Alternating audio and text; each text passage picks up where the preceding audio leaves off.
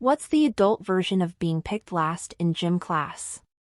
Being asked to take a group picture of the group that you had come with.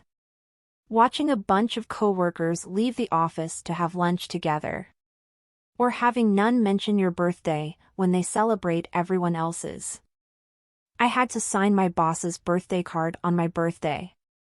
No one said a word to me about mine all day. On my birthday, first thing in the morning, my boss came over to talk to me. I thought it was to say happy birthday, but instead she said I had to report to HR for an investigative interview at the end of the day. It turned out to be nothing, but caused me to stress about it all day. I used to keep track of everyone's birthday at work, make the cakes and go around reminding people that so-and-so was having a birthday so that everyone would wish them a happy birthday. Never had anyone remember my birthday.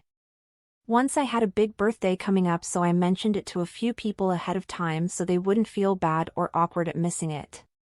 Didn't get a single happy birthday. So I figured fuck this place, applied for a promotion, and now I get twice the pay and work from home. Watching people plan an event in the same room as you but not inviting you. I worked with some guys who would make these awesome poker parties. They went all out. One day they're planning one right in front of me, and later in the day I ran into the host, who I guess felt bad, so he said, "Hey man, we're having a big poker party at my house this weekend and I wish I could invite you, but we're maxed out." I was like, WTF, why even say anything? I mean, was the a non-invite? WTF. He wanted to make sure you knew you weren't invited. That was some grade A douchebaggery. He was trying to make himself feel better. I hope he got leprosy. I relate. My friends plan shit without me in front of me, and in the group chat when I text them asking why they didn't invite me, they have all sorts of excuses, only a certain amount allowed on the booking, last minute, etc. Are they even your friends at that point? Defo not, but I'm finding it hard to cut them off. My anxiety is up the wall anytime I consider it. It's worth it. I had a group of friends treat me like worse than dirt for years, and they'd constantly make plans and talk about their interests in front of me, and if I tried to join, and they'd get looks on their faces like they stepped in something disgusting. I almost killed myself. Don't do that to yourself. Just cut them out. They aren't worth it, but your happiness is. Good luck. Edit, I just want y'all to know that you're seen, you're heard, you're valid, and you deserve love and to be treated decently. Never let anyone tell you otherwise. Thank you. So sorry you dealt with horrible friends like that. In this day and age, you think adults would behave better. Working on myself is defo my priority this year, because I always put other people first when they don't deserve it, give them the benefit of the doubt and all. There's a famous book called How to Win Friends and Influence People. One of the ideas that stuck with me was that managers are often not the top expert in the group. They have the people skills to manage the team. I had a co-worker with like 30+ years experience on me, but I've surpassed him despite him being a human encyclopedia in our field. I believe it's his lack of anger management and weird mannerisms. He could probably get by with one but not both issues, lol. I've heard that kind of thing about managers not being the best in the field, often spoken as a negative, and I heartily disagree. No saying you did that, just my own perspective using your comment as a jumping off point. I'm a writer who has had some really fortunate positions, in terms of work and pay. Not so humble brag, just a reminder to my fellow English majors that it's possible, and also you can pry my job out of my cold dead hands. Anyway, my previous manager was a gem. Extremely encouraging, able to fight the team's battles in a diplomatic way, facilitated workflow.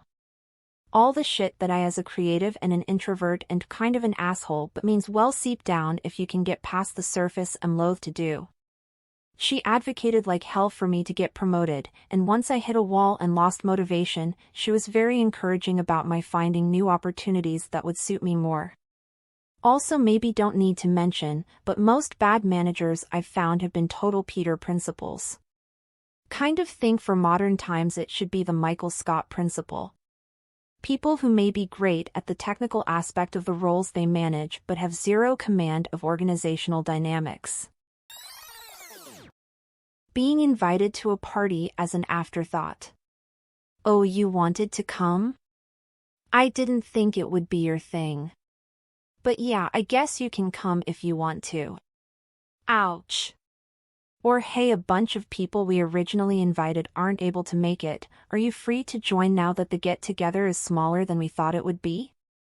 I feel like this one is situational. A lot of events and spaces are absolutely limited to a number of guests, and if I'm not their closest friend or close family member, I'm okay with them not choosing me in that scenario, especially because I do get invited after the fact, so that seems like if there had been more spaces, they would have invited me the first time. It does suck if that isn't the case though.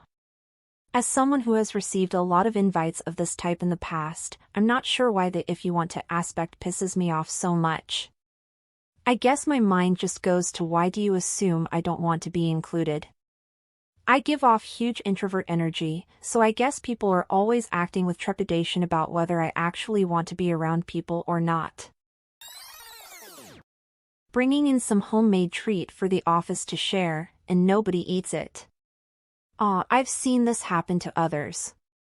This is why I always take a piece and try to say something nice about the maker of the treat.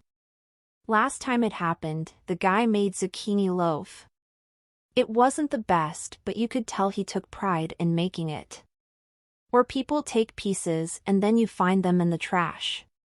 That happened to a poor woman in our office who made these brownies, made out of black beans and sugar alternatives. Poor woman? Those poor coworkers. No, I'd still say, poor woman. Imagine the horrors that she must have lived through to make a baking decision like that. That woman needs love, kindness, understanding, and patience. I volunteered to be a chaperone for a living history museum field trip. I think my son was in 3rd grade. We lived in an area where most mothers were stay-at-home or worked part-time. I was a divorced mother, a nurse, and worked 40+ hours a week. So I was excited to be able to volunteer for this. This place was a 3-hour drive. I drove myself, and my son rode the bus with the other kids. We got there and the teacher had split the kids into groups with 3 or 4 parents in each group. When our group got to the stables, this woman says to me, since we all know each other, we are going to go on our own and you and your son can explore together. I'm an adult. I am in charge of people's lives. But shit cut me to the core. The look on my son's face when I tried to explain where everyone went. I still smell the damn smell of horses and hay. I didn't hurt for myself, but my son. That he experienced this bullshit. It's been almost 20 years and still fucks me up. Wow. That's a toxic person. You should be glad you did not have to deal with them and the offspring they are raising. I'm sorry that happened. People can be so self-absorbed and rude. You can tell that lady didn't have a thing to worry about other than spending money and entertaining herself. Ugh. Your son is lucky to have a mother that worked hard to provide for him and also cared so much about attending his field trip. The fact that it still hurts you just shows what an amazing mother you are. Every year, my father and stepmother host Christmas dinner. We all get assigned something, appetizer, dessert, sides, etc. I always get assigned cheese. I have never, in my entire life, enjoyed cheese. And I'm a pretty good cook, nothing special, but just saying I could put something together. Every year, they give me fecking cheese. And they bring their own, so why bother even giving me cheese? Solution: next year, make your own cheese. I waste so much time at the cheese counter trying to find the grossest, foulest stuff. Apparently, there is no such thing as a bad cheese to people who like cheese. And I'm ill-equipped to judge, because I don't like any cheese. So it all looks and smells rank to me. That's why they only let you bring cheese. You get the really good stuff. You put yourself in this position. Canned cheese next year and I bet you'll get a new assignment.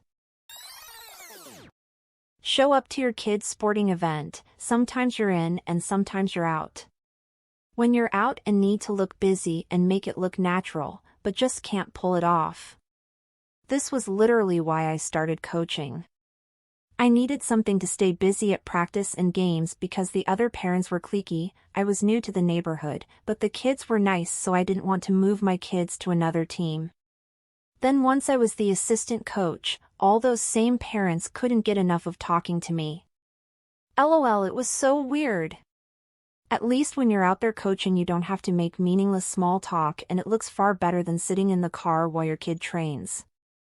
I think it's just that you got involved. Once you did that, you belonged. Please like and subscribe for more daily content.